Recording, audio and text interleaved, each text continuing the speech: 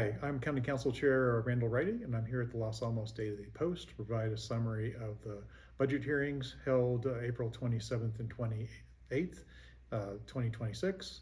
And we were approving the budget for this coming fiscal year, which starts July 1st, 2026. So the total budget that was approved was about $351 million. For comparison, the budget that was adopted for FY 2026 was $368 million. So the budget guidance that the county manager provided, which was based on input from the council and our strategic priorities, allowed for salary increases up to 4%, benefits as contracted, and reductions in non-labor expenses of about 10%. Basically had flat positions for staff, and some departments did move some positions around between different functions. So the components of the budget are numerous. So the general fund is the biggest part at about $113 million. The joint utility fund is next largest at $95 million. We have other enterprise funds, which include fire, environmental services, transit, and airport, are $64 million. Capital projects are about $26 million. That includes about $8 million for roads and another $10 million for maintenance or improvements to existing facilities. Internal service funds include things like the fleet and obtaining our insurance. The benefits and other insurance we have for the county is about $23 million. Special revenue funds, which include economic development and healthcare assistance, are $21 million. And the debt service is $8 million. So the budget has a beginning balance and anticipated revenues or transfers for each of these funds. Utility funds are self-sufficient by charter, meaning that expenditures must be covered by rates. So one of the substantial changes to the revenue is the projected $17 million increase to the general fund due to the 0.625% increase in the total GRT rate. The new rate for the gross receipts tax in the county will be 7.6875% on July 1st. So just what's a little bit about the history of the GRT.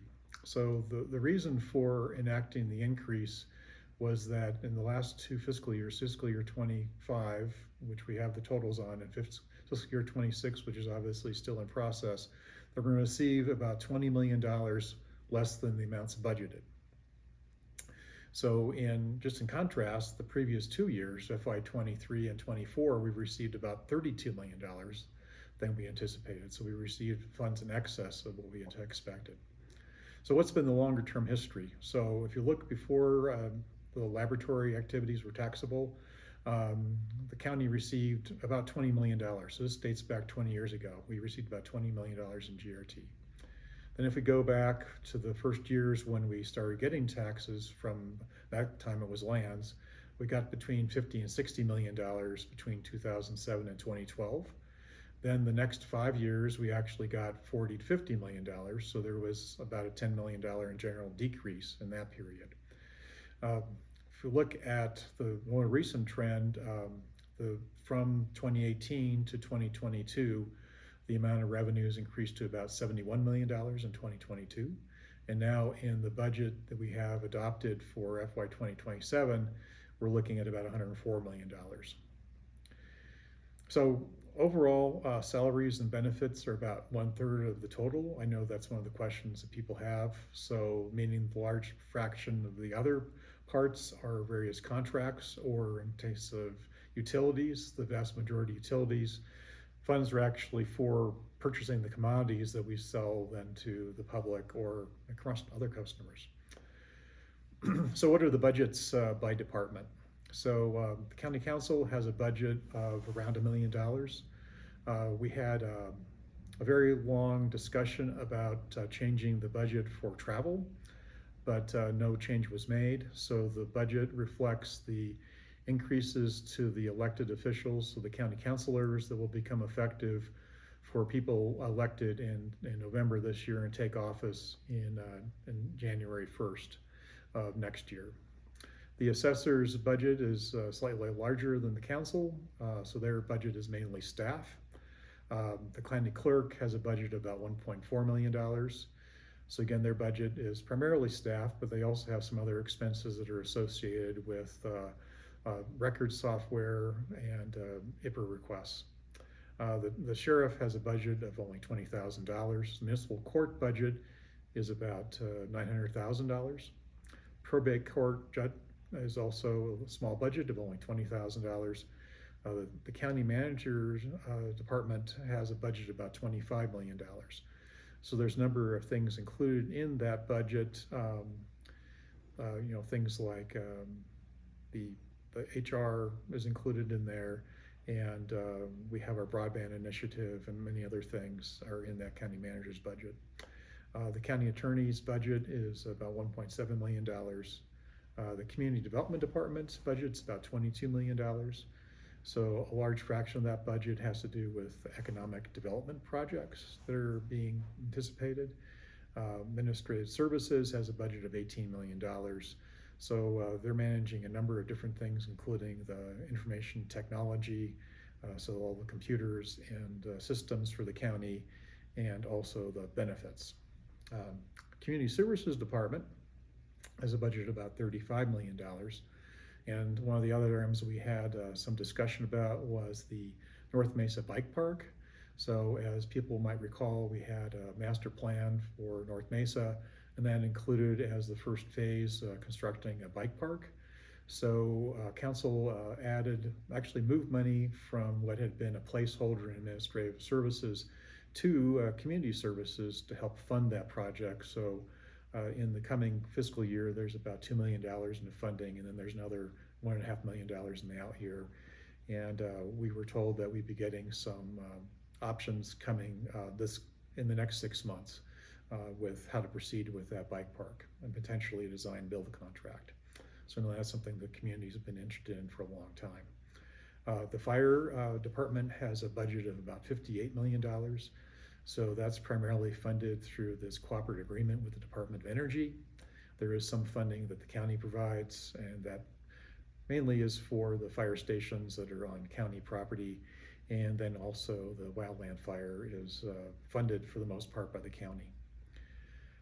Police department has a budget of about $20 million, and that's mostly for salaries. Public Works has a budget of $63 million, and a lot of that is for different projects. There are a large number of staff in Public Works, but that's also where we manage a lot of the projects. Road projects, for example, are in Public Works. Other projects, like the fire station, we manage through there. So there's a lot of work being done through Public Works that the community knows about and sees on a daily basis. So Department of Public Utilities has a budget of about $95 million. And part of that was a transfer. So the residential and commercial customers for certain utilities pay a fee, a profit.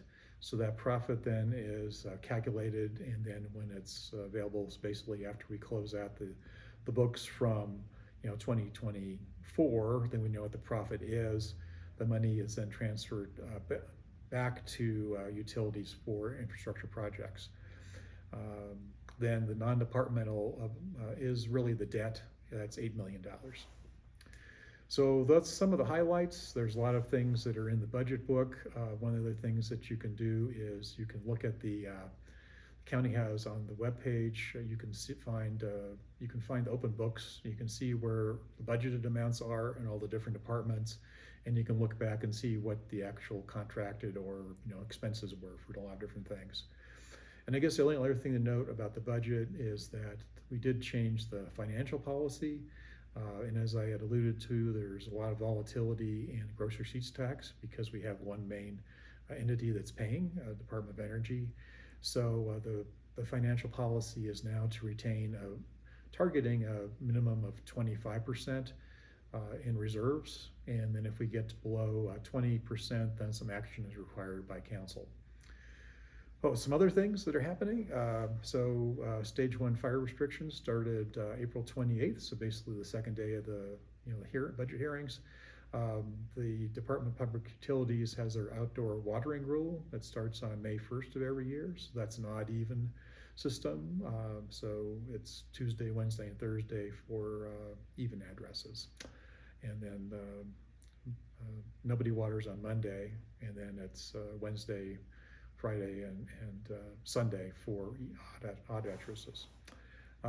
Then things that are coming up on the council meetings, some things of note. So the meeting on May 5th, we'll be getting a briefing from Triad.